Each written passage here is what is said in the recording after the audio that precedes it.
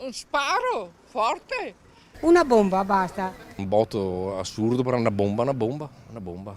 Dopo mi sono affacciato dal terrazzo, c'era proprio diverto dappertutto, inserramenti, robe, quindi ho dedotto che fosse stata una fuga di gas. Tragedia sfiorata a Tavo di Vico d'Arzere circa mezzogiorno, quando un'esplosione fa tremare quanti vivono a ridosso di questa villetta. Famiglie che stanno preparando il pranzo, tra i più vicini una mamma con le sue 2 figlie.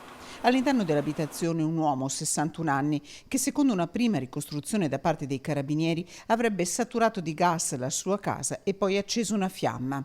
L'esplosione è terribile, i segni di quanto accaduto parlano da soli, vetri dappertutto, imposte divelte, anche le piante sono cadute per la forza d'urto di quella che è una vera e propria bomba. Ho sentito il botto più che altro, l'esplosione, chiamato i pompieri, siamo andati giù a sentire, cioè a vedere cosa è successo e il signore era, insomma, era in piedi. Accorrono i vigili del fuoco, a terra l'elicottero del SUEM. L'uomo all'interno dell'abitazione viene soccorso e ricoverato in ospedale con ustioni sulla parte superiore del corpo, ma non corre pericolo di vita.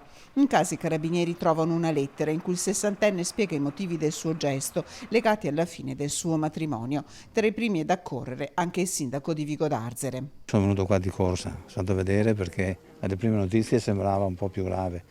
Non è che il fatto non sia grave quello che è successo, perché delle volte si ha fortuna e si vede, no? Che la potenza che c'è stata dentro, basta vedere come è ridotta la casa.